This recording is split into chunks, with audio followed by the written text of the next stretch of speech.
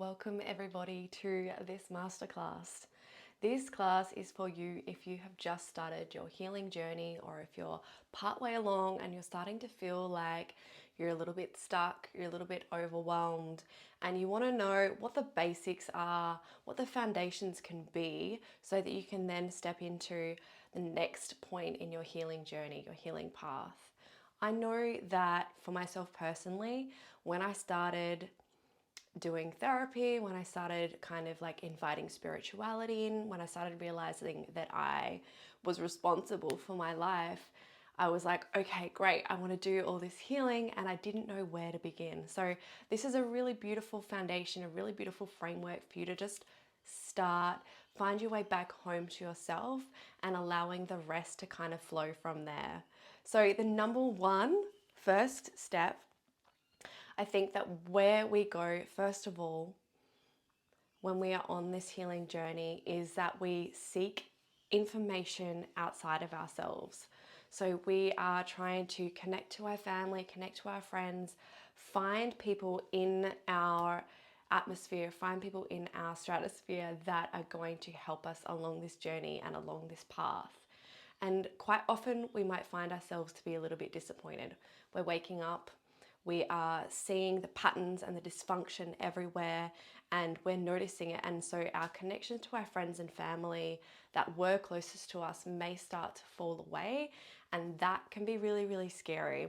And that can lead us to what's called the dark night of the soul. So the dark night of the soul is basically when you are having these realizations, you're starting to awaken, you're starting to understand the way that the universe works, the way that your body works, the way that your mind and consciousness works. And you can tend to go into a really dark place. So it's it can be akin to depression. It can be a very similar dark time where your ego self is throwing absolutely everything that it can, your critical mind, your rumination, your overthinking, and you are having intrusive thoughts, and you feel so sad and so depressed and you don't know how to get out of it. This is generally a dark night of the soul. This is like all of the pieces of you that are breaking away, and your unconscious mind is fighting so hard to stay exactly where you were, because on the other side of this awakening is great change. It's great personal development, but your unconscious mind knows and feels safe exactly in the container that you're in right now. So the comfort zone, loves the comfort zone. So anyway, we're going through the dark night of the soul. We may be feeling like we're disconnected from family and friends, people that have been in our lives a really long time. And you might be inclined to get out there straight away and start making new friends and meeting new people, which is great. But what I want you to think about is connecting back into you, coming back home to yourself, spending more intentional time alone, spending time in the mornings, or putting like an hour aside a week where you can just sit and be with yourself and allow your thoughts and your feelings, your requests, your desires, your dreams, all of that stuff to come up with absolutely no judgment if you can, no resistance if you can, and just noticing how it feels to feel a certain emotion, noticing how a certain thought might feel to you, noticing if you might be feeling feelings of shame about your past self. Like, all of this is welcome and all of this is okay. But coming back home and figuring out for yourself exactly what it is that makes you feel good. What are the things that I can do in my life that are going to make me feel good? Generally, connection is a really, really huge part of this. So you can find connection then through your community. So if you started doing online yoga, perhaps you can head out and do a class once a week at a yoga studio and make friends there. Or you can start to go to community breathwork events that happen, I know, at the beach every weekend, and there are also private events at people's houses. You could start to seek out through Facebook groups, dance events, or if you really wanted to do some kind of like, what is it, that heels dancing? Oh my God, I've always wanted to do that. Putting yourself out there and going to a class there.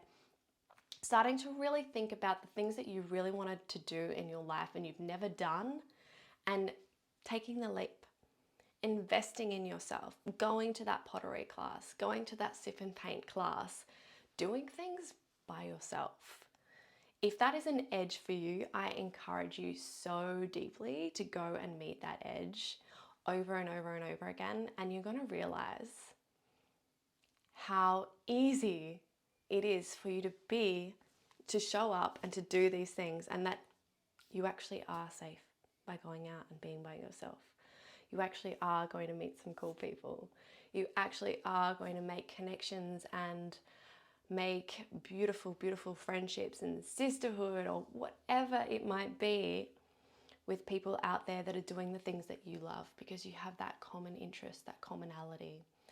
And that might help you along the process of your healing process, because you are going to meet people that support you, that can guide you, that can mentor you, and that can show you what it looks like on the other side of this. Okay, so talking about what you consume consumes you. So we aren't just consuming our food and drink every day. We're not just consuming our vape or a cigarette or our alcohol or our coffee. We are also consuming books, social media, conversations, or like we're having such an influx of information. We're living in the information age, right? So like our brains are making these little imprints of everything that we're witnessing or everything that we're hearing throughout the day, and we're deciding yes or no whether that's relatable to us and whether we want to bring that on board. And unfortunately, the media system is set up so that we are, one, addicted, but two, the part of us that's addicted is the fear part of us. So if you're watching the news every day, if you're seeing new stuff pop up in your feed on social media every day, it's generally a very fear-driven story. And so what's that going to do? It's going to engage your nervous system into a fight or flight response, even though you personally are not in a state of danger. Excuse me. Your awareness has no idea. You know, you're starting to read something and it's coming into you, and your brain is making that something that you need to be afraid of. So just adding another thing to the list of something that you need to be afraid of. And then you're starting to be driven by these things in your life. So what I recommend to you is, if you can minimize the amount of media that is fear-driven to you, anything that's triggering to you or anything that's making you feel a bit icky or a bit bad, I definitely encourage a giant edit of your social media. If there are people on there that you're following and you're like, oh, this makes me feel bad, and you don't want to unfollow them, you can mute them. So easy, just mute them. There's no worries about that. And then I want to come back down to tuning into your body when it comes to food and drink. Okay, so the more awake that you become, the more that you realize that your mind, body, and soul are all interconnected, you're going to want to eat better. You're going to notice that when you eat or drink certain things, they have an ongoing flow-on effect throughout your day. So don't drink very often, and I don't eat a lot of sugar very often. But the moments that I do eat sugar, I almost get a hangover from eating sugar. So I have started to really cut back on my sugar intake, because I know that the next day that's going to affect me. I won't have slept well. I'll have big bags under my eyes. I find that like my face looks more haggard and wrinkled when I haven't eaten sugar. I don't go to the bathroom as well. And it also gives me like a state of anxiety. It's like almost like, thinking about it this way, is eating that crap is not actually a reward. You know, I used to be like, oh, it's a little treat, right? But it's actually not a treat, it's a punishment for my body. So seeing it that way has completely changed the game for me. And I'm like, no, I don't want to eat that shit, because that's a punishment for me. And why would I want to punish myself when my identity, the person that I choose to be, is someone who loves themselves and respects their body. So, you know, obviously I do occasionally have the odd thing here and there, but my overall day to day is like very minimal with the sugar. And I've found that that has helped me so much. If you are not preparing your own food, it might be time to start bringing that kind of thing in. And it may even just be like ordering a few boxes of, say, like HelloFresh or Marley Spoon, where you get the food, the recipes, and you're preparing your own food. Eating off Uber Eats every day or any kind of takeaway, first of all, you don't know how that's prepared. Second of all, there is a lot of oils, vegetable oils in those foods, which can actually have a huge impact on your gut lining, on what's going on inside of your belly. And science has shown now that the gut-brain axis is heavily, heavily linked. So what's going on in your gut is affecting your brain, and what's going in your brain is affecting your gut. So it's like the chicken and the egg thing. But if we can do absolutely the best thing that we can do for our bodies, by eating well, by eating lots of vegetables, lots of high protein, eating as whole as we possibly can. So like going to the markets or going to the shops, and they say shopping the supermarket just around the outside. So basically like you're seeing like the fresh fruits and vegetables, the meat and the poultry, the dairy, all around the outside there. And then everything on the inside of the store, you're going to see rows and rows and rows and rows and rows of highly produced, highly marketed, made up food. That's the stuff in the middle there that you do want to avoid as much as you possibly can if you want to have the cleanest vessel. The vessel, your body, is so worthy of eating well, eating nourishing foods, eating foods that are going to make you feel good. You want to be able to get up in the morning and feel good and feel excited for the day ahead. And what you put into your body has such a huge impact on that. Drinking water. You guys, I think we all have like our emotional support water bottles now. Now, how often are you finishing this water bottle? This is a liter for me. I drink 3 of these a day, and I found a way that it works for me. I drink hot water most of the time. So I just keep my water in here nice and hot, and you may choose to put special delicious like cucumber or lemon in your water, but please make sure that you are drinking filtered water, spring water, trying to avoid tap water with all of the chlorine and the fluoride and the chemicals and the rust and all of those kinds of things that are going into your tap water. If you can have a water filter, a filtered jug, a Brita filter, a filter in your bottle.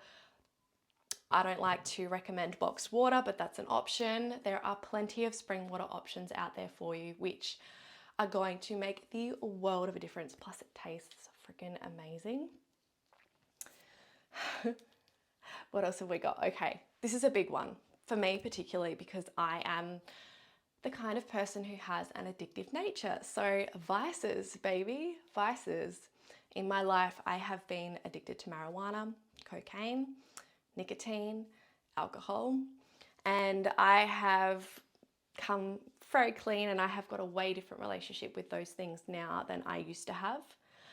But minimizing how much coffee, alcohol, nicotine, any other like amphetamine drugs that you take on a regular basis is going to change your life, and it is going to lower your anxiety levels. All of these things are contributing to you feeling like shit. If you feel like shit, I guarantee cut out your coffee, swap it for a decaf. Swap it for a decaf if you can. There's like still a little bit of caffeine in a decaf. I don't know if you knew that. I have a decaf now and I still get a little. Alcohol is a known depressant, and it also fucks with your sleep. It just has such a flow-on effect. So even if you are just having 1 glass of wine a day, that is affecting your sleep. It is affecting your anxiety. It is affecting so much. It has such a huge flow-on effect. And the marketing team behind that message, do you remember there was something going around a few years ago where they said that red wine is good for you if you just have like 1 glass of red wine a night? That is all fucking marketing. All lies and bullshit. The reality is that alcohol even consumes a small amount every single day, is having a negative impact on your mental health, on your gut health, and on your physical health. And for me personally, I find that it's a spiritual block as well. So it's having an impact on my spiritual health too. So I try to steer clear. I have a better relationship with these things. I probably drink maybe once a month, if that. And I have found that my body, my soul thanks me so, so hard for that. You may not be in a position in your life where you're ready to do that, and that's okay. So I wanted to talk to you a little bit then about having self-compassion, because I really, really don't want you to feel like, oh my God, I'm not doing these things that Jem's saying to do, and then being really hard on yourself, shooting all over yourself or shaming yourself. This is just going to be a vicious cycle. So if you choose to have these things, have these vices in your life, please enjoy them without guilt, without shame. Please know that they will always be there for you if you need them, if you want them, if you desire. And allowing yourself to indulge and enjoy and have the pleasure from one of these things is going to be so much more powerful than, oh shit, like, you know, I have to have my nightly glass of wine, and I know this is going to make me feel like shit, but I really, really need to have it, and I shouldn't have it, but oh my God, I feel so crap because I had that, and now I hate myself because I had that. The shame cycle begins, and then you're probably just going to want to have another glass of wine the next day. So instead, like, making it a ritual, making it a sacred practice, like, oh my gosh, beautiful, I'm going to imbibe in this beautiful glass of wine here. What a treat. Soaking it in, taking it in slowly, noticing the way that it's affecting your body, the way that these little things are, you know, giving you a little tipsy drunkenness. Like, that's okay as well. So I bring it back to what you consume consumes you. What you're bringing into your body, into your field, is going to have an effect on your everyday. And just noticing, tuning into your body, noticing what feels good for you, what doesn't feel good for you, and slowly making edits, eliminating, muting, swapping your third glass of cup of coffee for a decaf, changing your 3 wines a week to 2, changing one into a kombucha, whatever it might be, just making little edits here and there, going gently, going softly, not cutting everything out at once, okay? Because then you're just gonna have a mental fucking breakdown. Slowly and gently and compassionately and kindly, editing the things that you're doing in your everyday life so that you are making space for more good stuff to pour in.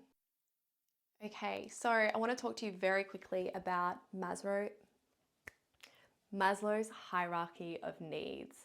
So there is a pyramid here where he has the hierarchy of needs, and safety being at the absolute bottom of that pyramid, right? So we cannot do any kind of self-development or healing work that is lasting. We can do it, but if we are not feeling safe, if we don't have food, shelter, like water, all of our basic human needs met, then that healing work is going to be completely moot, because it's not going to be able to land. Your nervous system isn't going to be able to hold it because you're not feeling safe. So I want to encourage you to have a look at this this triangle of basic needs and just see where you're at in that.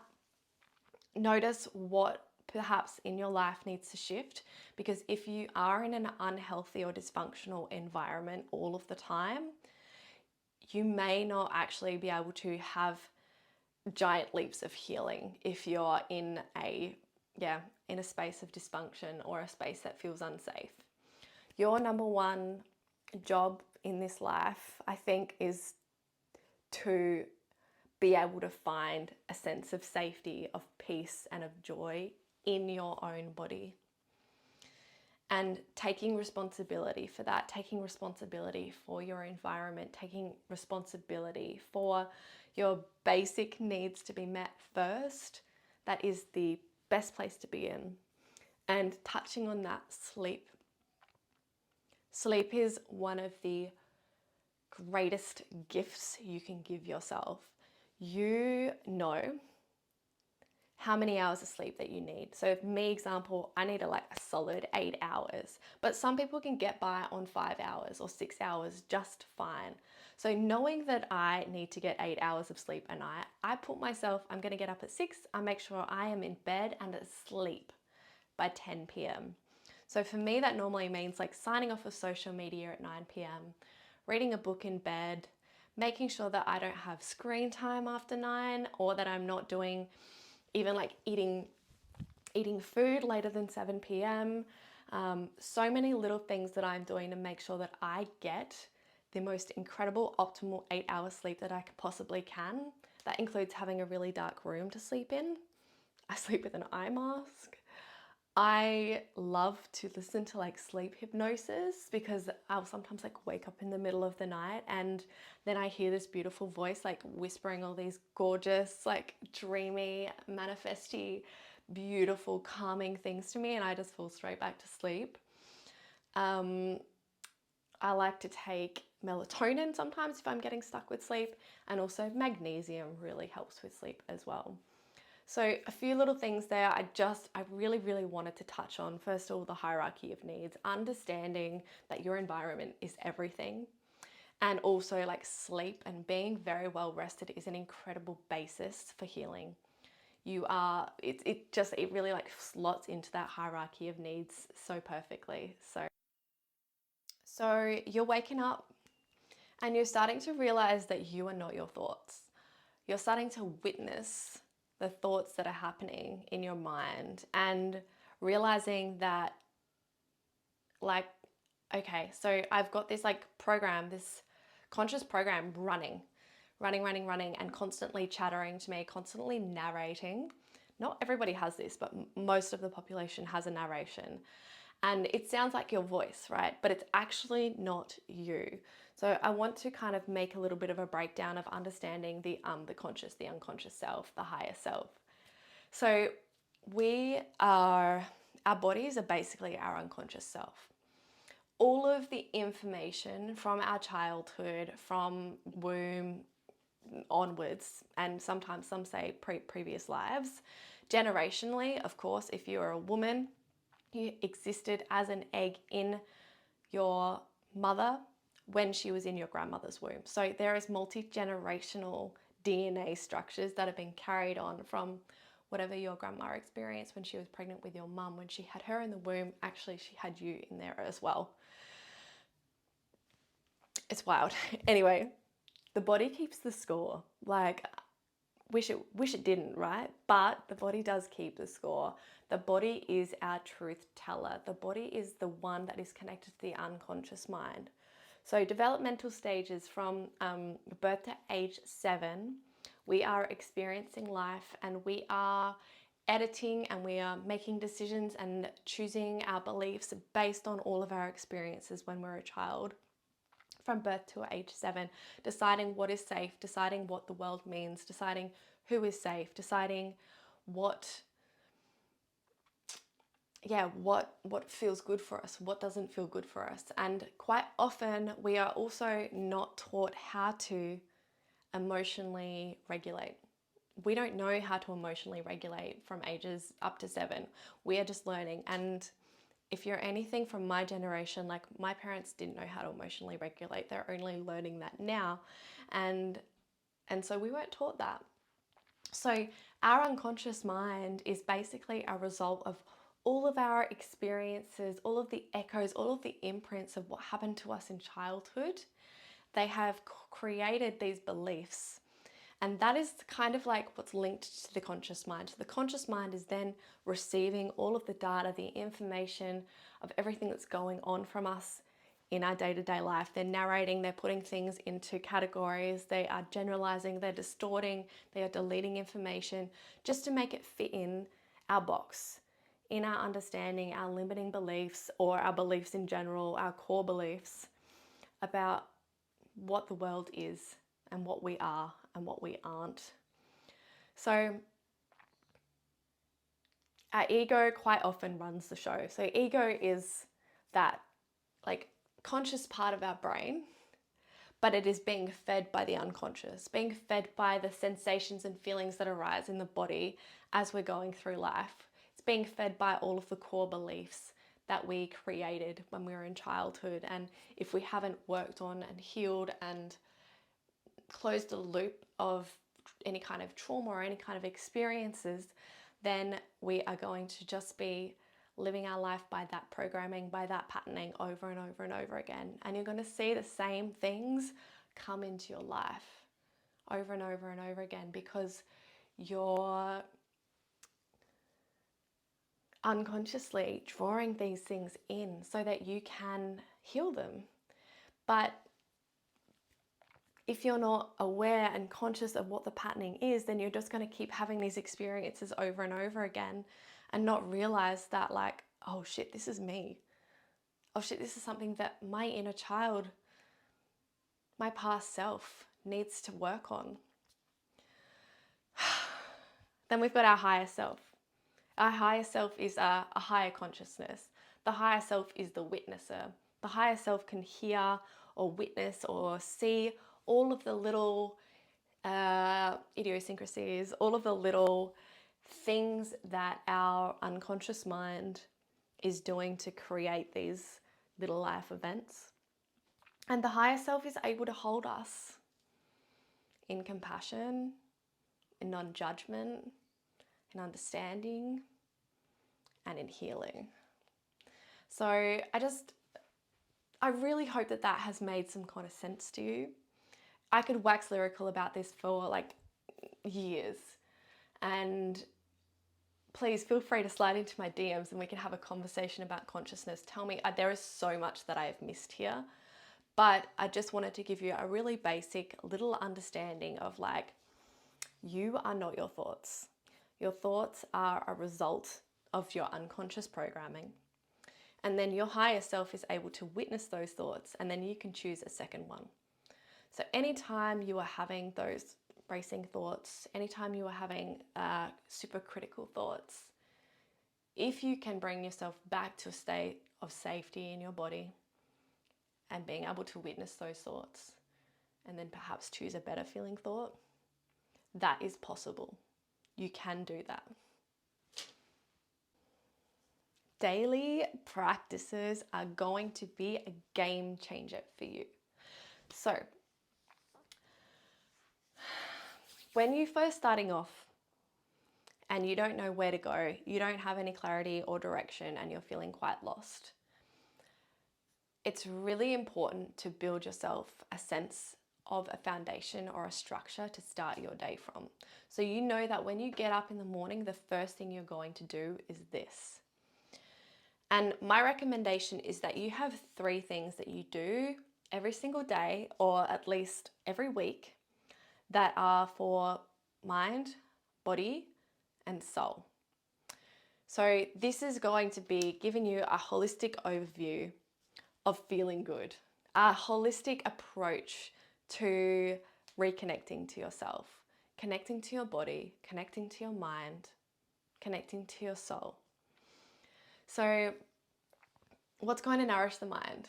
Things like journaling, things like reading, things like studying, visualization, creation, daydreaming can be really good for the mind as well. What's good for the body? Of course, like breath, movement is huge. Finding the right kind of movement for you. You don't need to go to the gym every single day. You could dance, you could do yoga, you could go on a walk.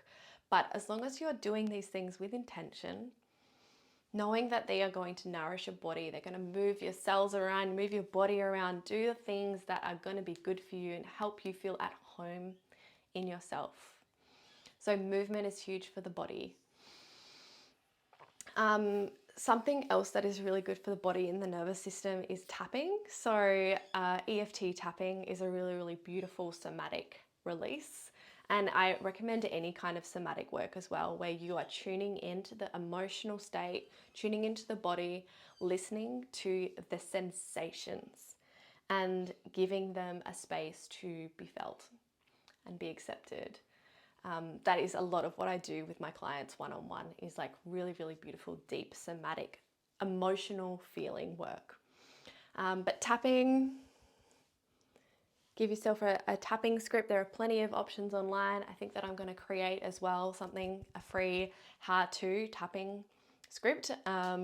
So yeah, stay tuned for that one as well. But tapping has helped me so much in releasing limiting beliefs, in processing pain, in staying away from where I would be heading into. Like I know when I'm gonna hit a depressed episode, and so when I can see those signals, I start to do some more tapping based around all of that, and that has helped that stay at bay, which is absolutely incredible.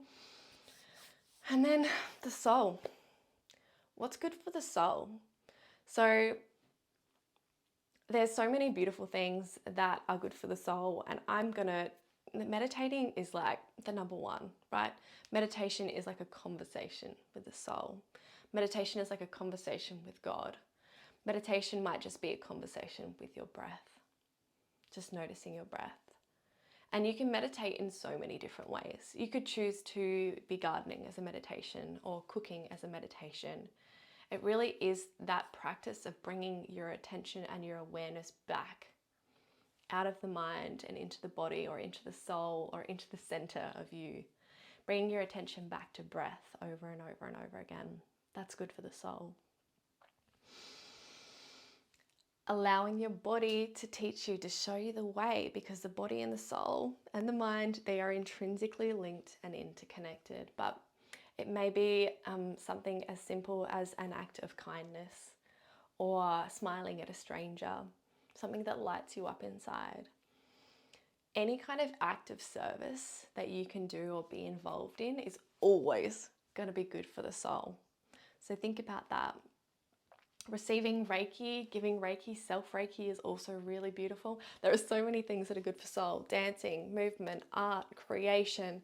So find what feels good for you, mind, body, and soul, and make an effort to bring those things into your life, into your everyday.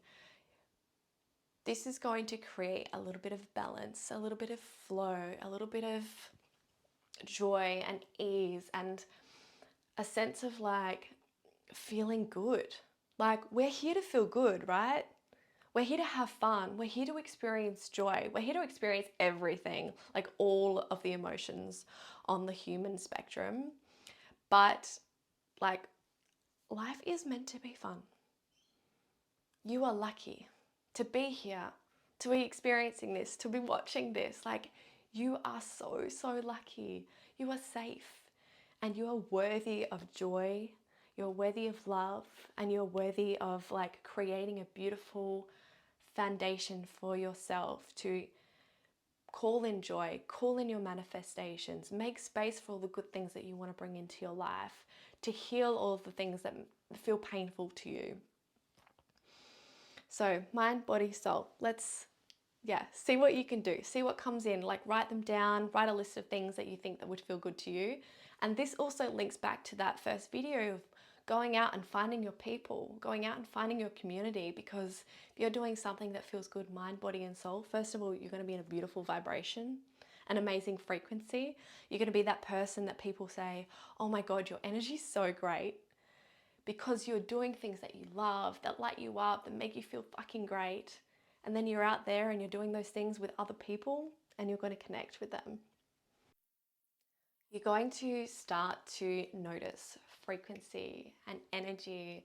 You're going to be able to walk into a room and know, like, does this space feel good to me or not? When you've got a really beautifully regulated nervous system, you're going to stop seeking out the people that are heightened and are chaotic, because this is the people that I used to look out for, because my nervous system was attuned from when I was a child to my parents. And if my parents were feeling like heightened, angry, chaotic, then I would feel like it was my job to fix them. So I would try to appease them. I would try to make them feel better, because if I make them feel better, then it means that I'm safe. And then that carried through for me until adulthood, and I would be attracted to the most fucked up person in the room. I'd be attracted to the most chaotic person. The amount of drug addicts that I have dated is wild because, I mean, I was as well, right? But it's like, this is what our nervous systems knows. This is what I was attuned to. This is what felt like safety to me. When the reality is, like, safety is a beautiful, grounded, centered, ventral vagal state. It's a state where you can like fully just like breathe into your belly or your womb space. And just like fully feel like, oh yeah, that's me. I'm at peace. I'm whole. And I'm okay. I don't need anyone else. I don't need anything else. Like right here, right now, I'm good. And that is like what we are striving for. That is what we are aiming for. So you want to be walking into the room and being tuned into like people's energies or the space and knowing, yes, this is the room that I want to be in, or no, and being able to honor that boundary and going, this doesn't feel right to me. I'm going to leave this room, this restaurant, this date. Like, you have the right to say no. I'm out. Sorry. You don't have to, like, also, no is a full sentence. You don't need to explain yourself. You don't need to apologize. You can just say no and leave. And when I learnt that, I was fucking liberated. It was amazing. So I've got a few tools here for you. Free tools, things that are going to make you feel good for free. YouTube, we live in this fucking amazing world of knowledge. I think that my like first little foray into spirituality was 1, Gabrielle Bernstein's book, The Universe Has Your Back. 2, Abraham Hicks. Their meditations, their rampages, their talks are all on YouTube and all for free. There are some incredible meditations on YouTube and on Insight Timer that you can access for free. Books, of course. I like to go to the op shop and see what books speak to me. And of course, like secondhand books, there are websites where you can buy secondhand books. All right, this is the biggest one, and I haven't really talked about it, but it's nature. Mother Nature is always, always, always, always going to bring you back home to yourself. We are nature. We are the universe experiencing itself. What happens in us in a smaller scale is happening in nature on a larger scale over and over and over again. It's the microcosm, the macrocosm. We are so, so deeply connected to nature that when you walk in and you can hear the sound of the birds chirping, you are going to naturally, instinctively breathe a sigh of relief. Because back in the day when you could hear birds chirping, that was a sign that there was no predators around, that it was safe, that it was peaceful, that you are going to be safe. So that sound of birds chirping, if you hear that, please just tune in and just like notice how your body feels. But making time once a week, once a month to regularly go and be in nature, turn off your phone, just put your feet in the earth or like walk on the beach with the sand between your toes. Allow yourself to be held.